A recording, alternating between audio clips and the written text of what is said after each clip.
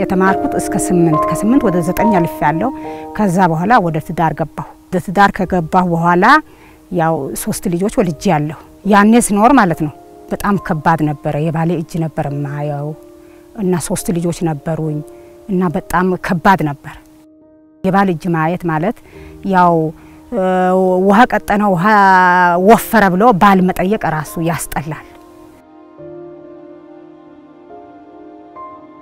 ሰብላችን በጣም ይወረደ አዝቁ ውስጥ ነበር ስለዚህኛም ትርፋማ ነን ለልጆቻችን ማስተማሪያ ይሆን ለአመት ቀለብ ራሱ ሊያጥረን ይችል ነበር በጣም ይወረደ ነበር ያው ኬሚካል ስላልነበረ አንዳንድ ነገሮች ስላልነበሩ በጣም ውስጣችን ያዝን ነበር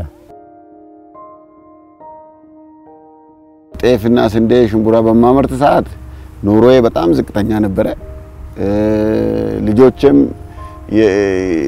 እንኳን ግል ትምህርት ቤት ለማስተማር መንግስትም ትምህርት ቤት ለማስተማር የተቸገርኩበት ሰዓት ነበር በጣም ችግር ላይ ነበርኩ ልጆቼ ቀለብ እስከመቸገር ደረጃ የደረስኩበት ጊዜ አለ ማለት ነው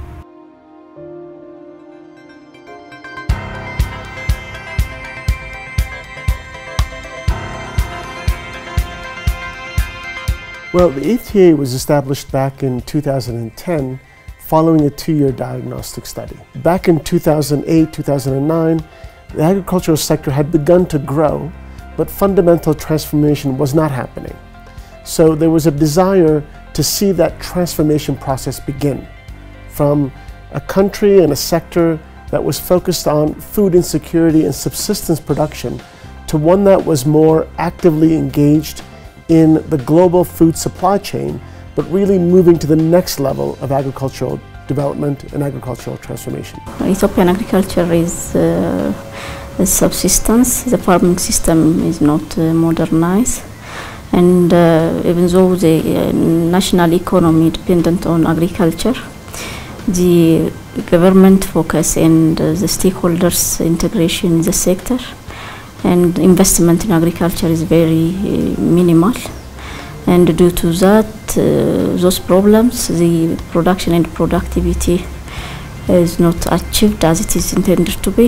The 2 areas where we've had the most impact is really in the studies and in the projects area.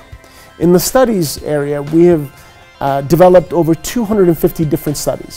Some of these studies are sector strategies, others are policy recommendations, others are designs of projects, and some others are business cases or supporting organizations such as the Ethiopian Agriculture Business Corporation.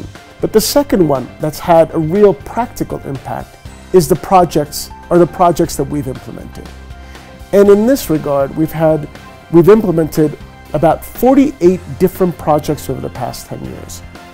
And while many of them are pilots that try to prove a particular concept that we hope others will scale up, there are a few that we have actually taken the responsibility to scale up all across the country.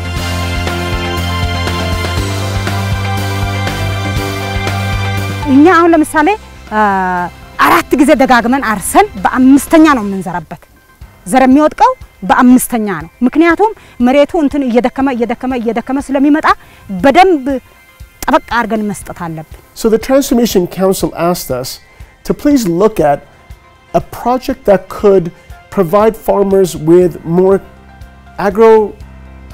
ecologically specific fertilizer recommendations. The soil mapping, we used to have a blanket recommendation all over the country, 1 quintal of urea, 1 quintal of DAP, and now that has changed through evidence-generated recommendation. For one thing, we have a satellite data which is supported or validated by a ground work. These are a big shift in terms of utilizing resources, in terms of improving efficiency and effectiveness of the sector. ከላይ ከትግራይ ጀምሮ አሁን ባለን ሁኔታ እስከታች ያለው ገበሬ በሙሉ ዩሪያና ዳፕ ብቻ ነው የሚጠቀመው ምን ማለት ነው ለሁሉም የእህል አይነት ለሁሉም የክላይሜት ለሁሉም የአፈር አይነት አንድ አይነት ማዳበሪያ አጠቃቀም ነበርና ይሄ ነገር የገበሬው ምርትና ምርታማነት ማሳደግ አልተቻለም ስለዚህ ኢትዮሲስ በአገር አቀፍ ደረጃ ሲመሰረት ይሄንን ችግር ለመፍታት ነው ከዘመኑ ቴክኖሎጂ ጋርም ሁሉንም የእርሻ ቦታዎች ድንጋይ ውሃና ተራራ ብቻ ሲቀር ሁሉንም የእርሻ ቦታዎች በ2.5 ኪሎ ሜትር ራዲየስ ናሙና ተወስዷል በዚህ በጂፒኤስ እና ጂኦ ሪፈረንስ ናቸው ሳምፕሎቹ አፈሩ ምንድነው ያለው እንደገና ምን ያስፈልገዋል በምን ያህል መጠን ብዙ ቦታ ሄዳችሁ ብትጠይቁ የኛን ሪኮሜንዴሽን እየተጠቀሙ ነው ለምሳሌ ኤንፒኤስ ዚንክ ኤንፒኤስ ቦሮን ኤንፒኤስ እንዲያሉ ነው ገበሬው ራሱ የሚጠራውና ምርትና ምርታማነት ትልቅ ለውጥ ነው ያለው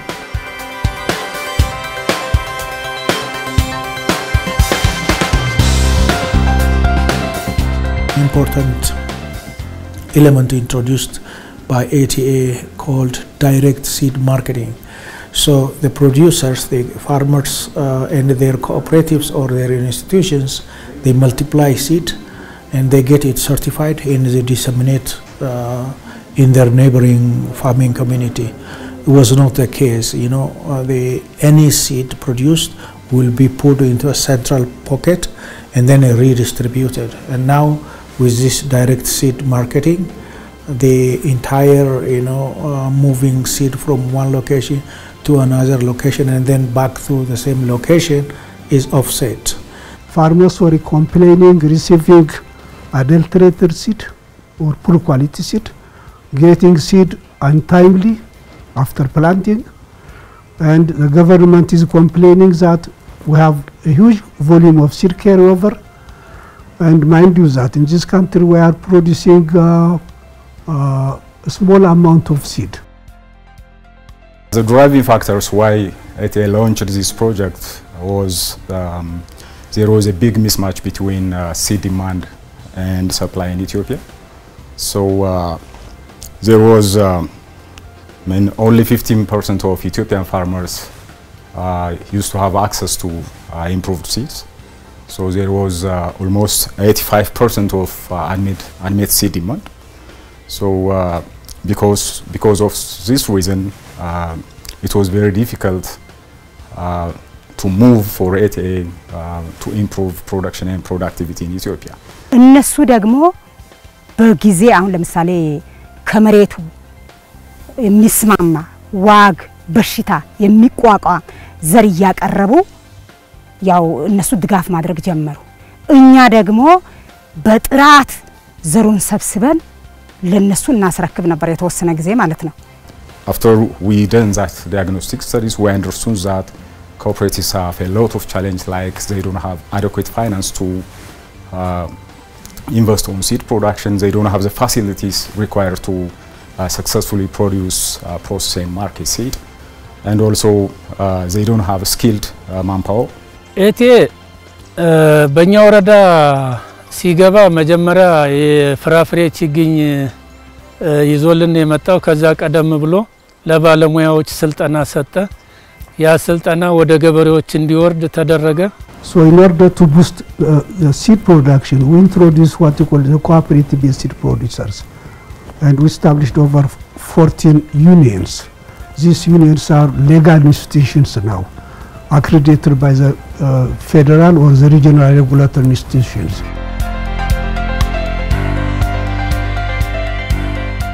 እኛም ገበሬ ነን ያለውን ቻሌንጅ እናውቀዋለን መድኃኒት ስንገዛ ምናምን ትራንስፖርቴሽን አለ ከሌላ ቦታ ነው የምንገዛው ያለውን ችግር ስለምናውቅ ያንን ችግር ተረድተን ለኛም ጥቅም ስለሆነ ገበሬውንም ለመርዳት እንደ አይነት ሐሳብ አመጣን እንደውም በሐሳቡም ኤቲዎች አገዙን ከዛ ወደዚህ ሙያ ልንገባ ቻለን In Africa including Ethiopia a farmer travels over 20 kilometers to get all these inputs so we have to bring all these services in one roof we reach up to 1.9 million farmers we trained over 1900 marketing agents and we saved over 7 billion birr of government's pocket ከኤቲ ያገኘነው እገዛ አንደኛ በግንባታም ላይ ያሉትን ነገሮች ፋይናንሻሊም በሐሳብም ደረጃ ብዙ ሰፖርት አርገውና because እኛ እዚህ ውስጥ አልነበርንም ተጠቃሚ ነን እንጂ እንዴት እንደሚመጣ ቤት በኩል እንደሚመጣ ምናቆ ነገር የለም እሱን ቶታሊ በጣም ረድተውናል ሌላም እንዴት መስራት እንዳለብን እንዴት ውጤታማ እንደምንሆን ግብአቶችን እንዴት እንደምናገኝ ከነሱ ነው ኢንፎርሜሽን ያገኘነው። እነዚህ ኢንፎርሜሽኖች በማዋቀር ነው ዛሬኛ እዚህ ለመድረስ በጣም ብዙ አስተዋጽኦ አድርገዋል።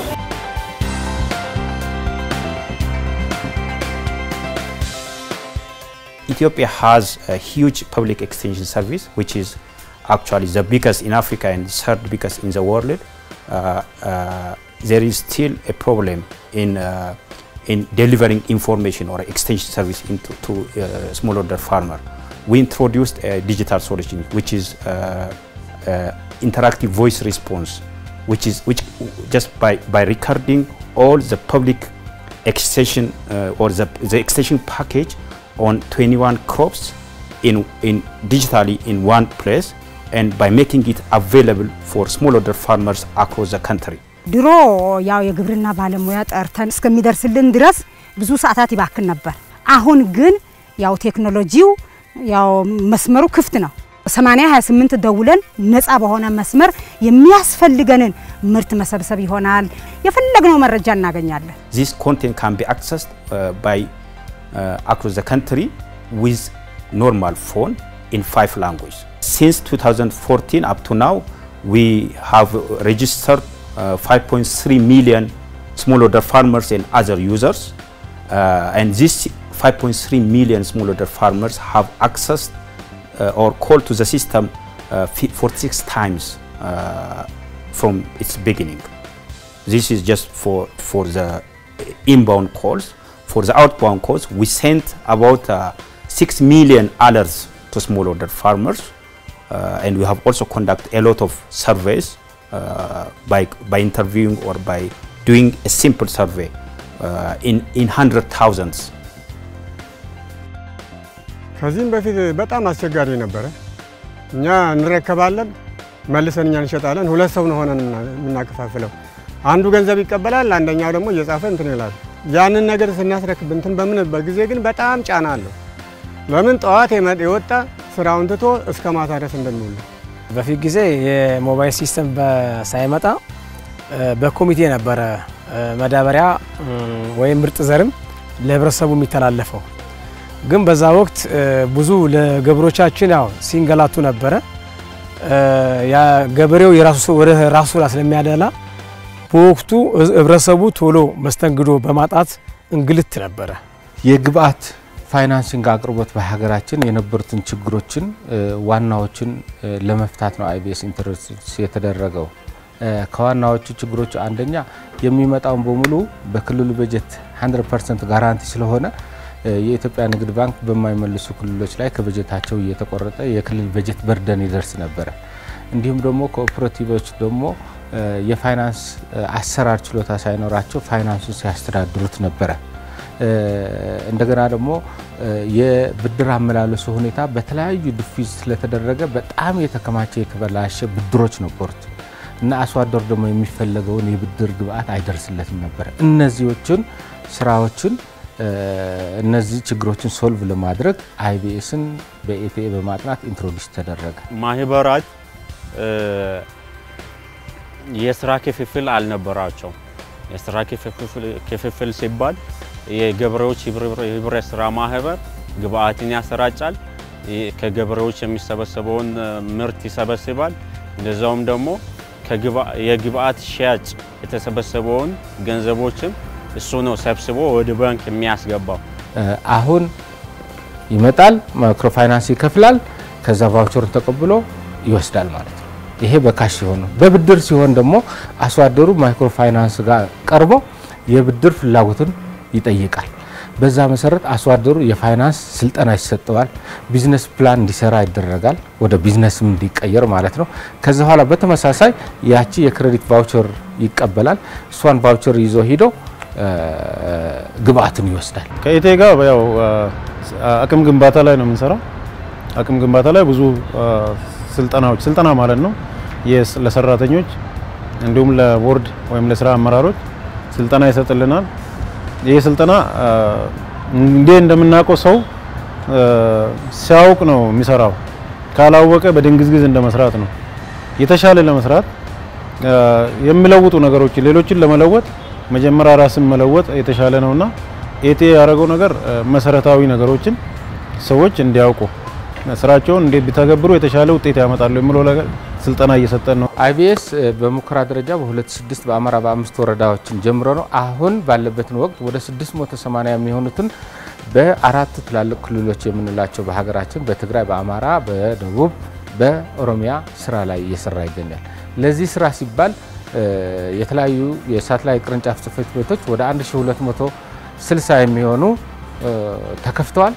ለዚህ አይቢኤስ ስራ እንዲሆን ደግሞ ወደ 15260 የሚያክል የተማሩ ወጣቶችን የስራ እድል አግኝተዋል። በአርሶ አደር ደረጃ ላይ ስናየው ደግሞ የ2012 ስንወስድ ወደ 7 ሚሊዮን የሚሆን አርሶ አደራችን የቫውቸር ተጠቃሚ ሆነዋል። በቫውቸር በኩል ግብአትን ገዝተዋል ከ10 ሚሊዮን በላይ በሆነ ኩንታል። ለዚህ ደግሞ በብር መጠኑ ከ16 ቢሊዮን ብር በላይ የሆነ ተገበያይተዋል። እንዲሁም ደግሞ በብድር ሁኔታ ላይ ስናየው በአማራ ክልል ብቻ እንኳን ብንወስድ ከ1 ቢሊዮን ብር በላይ ብድር ተሰጥቷል። የግብአት ብድር ተሰጥቷል። ከነዚህ ውስጥ 85% የሚሆኑት የሴት አርሶ አደሮች ናቸው።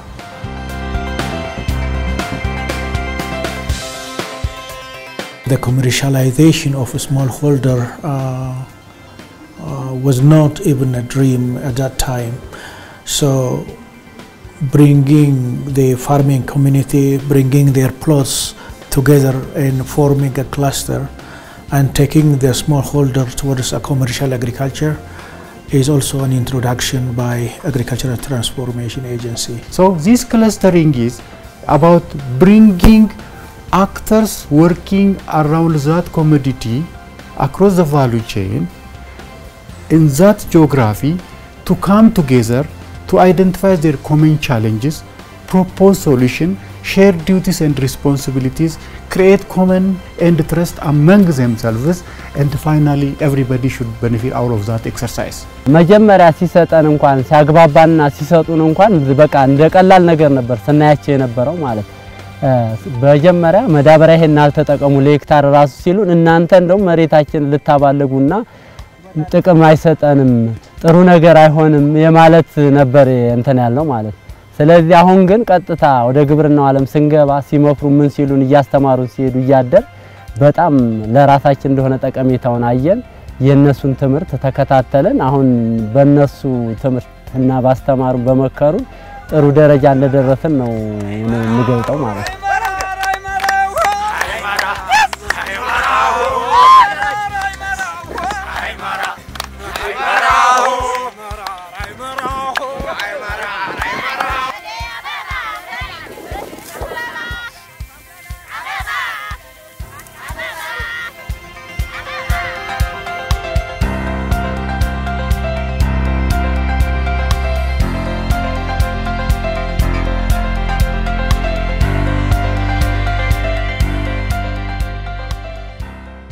እኛ በፊት ድሪብ ኢሪጌሽን ሳይመጣ በሞተር ባምብ ነው የምንጠቀመው መስኖ በሱ ነው የምንጠቀመው ያው እንደምታውቀው ያው ሞተር ባምብ ብዙ ወጪም አለው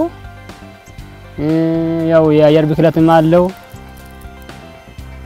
የጊዜም የጉልበትም አለው ብዙ ያው ብናገኛለን የምናገኘው ውጤት ያው በወጪ ደግሞ ያው ዞሮ ወጪ ስለሚበዛ ያው ተፋማናታችን ያው እስከዚህ ነው እነሱ በብዙ ነገር ነው የሚያግዙን ነገር ያው እንዳለ ያው በተማሩት በተነጠሉት ነገር ሁሉ ያው ሶላር አስገቡልን ያው ድሪፕ ኢሪጌሽን እንደምታየው እንዴት እንደምንነጠፍ ያው እኛ ያስተማሩን ነው የምንነጠፈው እኛም እንድንጠቀም ማለት ነው ያው እንደነሱ ያረጉልን ነገር ያው የሚታይ ነገር ያው ብዙ ምስክርነት አያስፈልግም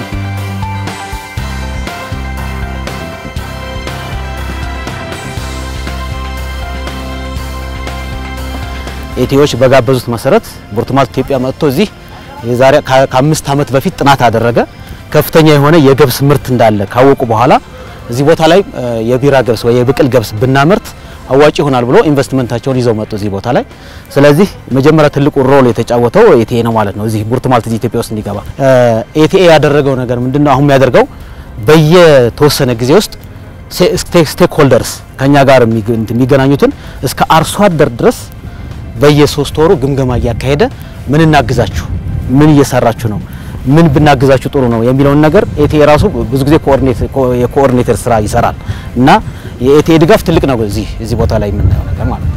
አርሶ አደሮቻችን ስንዴ ማምርተው ሌላ ምርት አምርተው የት እንሸጣለን ነው ጭንቀታቸው። አሁን ግን ገብስ አምርተን የት እንሸጣለን የሚል ጭንቀት አይኖርባቸውም። ለምን ይሄንን ፋብሪካ ሊያሟላ የሚችለው 800,000 ኩንታል እንኳን እናገኛለን ወይ ነው ጭንቀታችን። አርሶ አደሩም ደግሞ ይሄን ሁሉ ማምረት ይችላል ነው እንጂ አምርቼ የተሸጠዋለሁ የሚል ጭንቀት በዚህ ፋብሪካ ጥያቄው ተፈቶለታል የሚል ነገር አለ። የኢትዮጵያ የማር ሀብት እና ናቹራል ሪሶርስ በጣም አባንደንት ነው በሚል ነው የተነሳ ነው። ሶ የሚቀጥለው ነገር ያደረግነው ፓክ አርገን እንዴት ለገበያና ቅርብ ነው። ፓኪንግ በጀመርንበት ጊዜ በሎካል ፓኬጂንግ ነበር ፓኪንግ የጀመርነው። ሶ ሌብል አሰርተን ለጥፈን ሱፐርማርኬት ሸልፍ ላይ ስናየው ማራችንን በጣም ዲስአፖይንትድ ነው የሆነው። ከኤቲኤ ጋር መስራት ከጀመርን በኋላ አንደኛው ትልቁ ነገር ያው ግራንቱ በጣም ረድቶናል። የረዳንም ለምንድነው ማርኬቱ እንዳለ አንደርስታንድ ካደረግን በኋላ እንዳልኩት የፓኬጂንግ ችግር ስለነበረን በትልቅ ቮሊዩም እንድናመጣ ረድቶናል የዚህ የግራንት ገንዘቡ። ከሱ ባሻገር ግን በየ3 ወሩ የሚሰጡ ወርክሾፖች አሉ። ያ ወርክሾፖች እንዳልኩት በፓሽን የተጀመረ ስራ ስለነበረ ወደ ፕሮፌሽናል ወደ ሆነ የስራ ሂደት እንድንሄድ የማርኬቲንግ የብራንዲንግ ፕሮፌሽናል ቢዝነስ አካሄዶች ምንድነው የሚመስሉት አካውንቲንግ ሄልፕ ማኑዋል ስንፈልግ ማኑዋል እነሱ ነገሮች በጣም ረድተውናል። ኤቲኤ አንድ ፕላትፎርም የፈጠረልንኛ የገልፍ ፉድ ዱባይ ላይ ፓርቲሲፔት እንድናደርግ ኦል ኮስት ከቨር አድርገውልን አቴንድ ማድረግ ችለን ነበረ። እነሱ ከተለያየ ስቴክሆልደሮች ጋር ሪሌሽንሺፕ ያለው ትልቅ አንጋፋ ኦርጋናይዜሽን ነው እንደ ኢትዮጵያና እነሱ እኛ ጋር ያለውን የኢትዮጵያ የማር ሀብት ትልቅ ነው የሚለውን አላይንመንቱ ባይት ሰልፍ የሆነ ትልቅ ቫልዩ ያለው ነገር ነው። እንደ አንድ ድርጅት እኛ ታች ሄደን እያንዳንዱ ገበሬ ጋር መድረስ አንችልም። እነሱ ግን ባላቸው ሊንኬጅ ኔትወርክ እና ዴዲኬሽን እነሱ ደርሰው የኛ ደግሞ ተጠቃሚ እንድንሆን አድርገውናል እና ትልቅ እገዛ ነው የእውነት ሰስቴይነብል የሆነ የማርኬት ሊንኬጅ ነው እየፈጠሩልን ያሉትና በጣም መመስገን ያለበት ፕሮጀክት ነው ብዬ ነው ማምነው።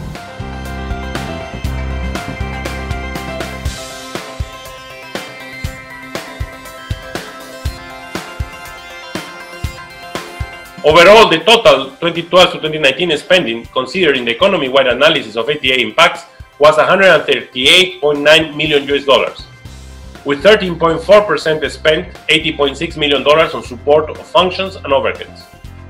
But what we are observing, based on the microanalysis and now implementing this into the economy-wide impact model, is that this was a really cost-effective intervention and create a significant impact in the economy because of what the ATA did.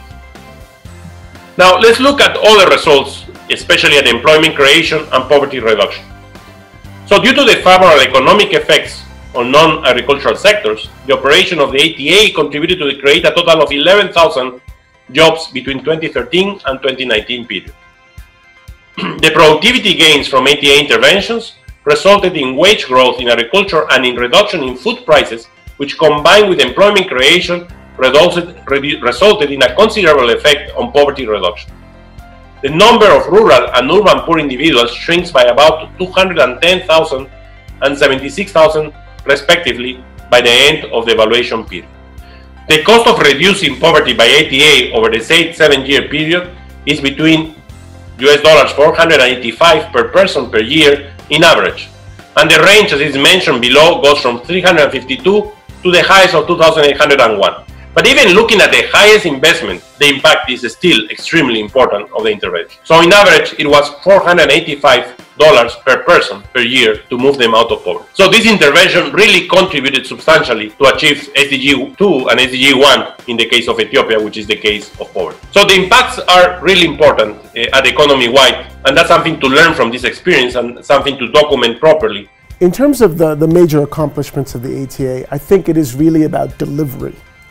At the end of the day, we are here to make an impact. I've always said to our staff and to external partners that while the ATA might be reporting to the Transformation Council of the Ministry of Agriculture, we're ultimately accountable to the smallholder farmers of Ethiopia.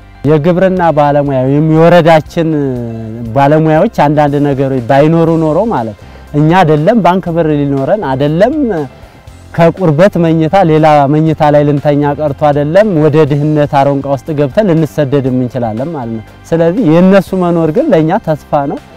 ነገም ቢሆን ለኛ ተስፋ ይኖረናል ብለን ነው የምንጠብቀው። የነሱ መኖር በጣም እኛ ውስጣችንን እያረካን ነው። በጣም ደስ የሚል ነገር ነው የምለው ነው።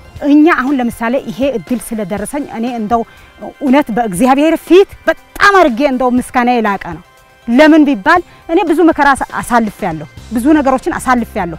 አሁን ግን እኔ ቀን ወጥቶልኝ ከጓዳ ወጥቼ መብራት አይቼ ይሄ አሁን መብራት ነው ለኔ እንደ መብራት ነው የምቆጥረው። አሁን ከዚህን ቀደም የነበረኝ ህይወት አናናርና አሁን ያለበት አናናር ለኔ አሁን ያለውበት እንደ መዝናኛ ነው የምቆጥረው ማለት ነው። ቢኮዝ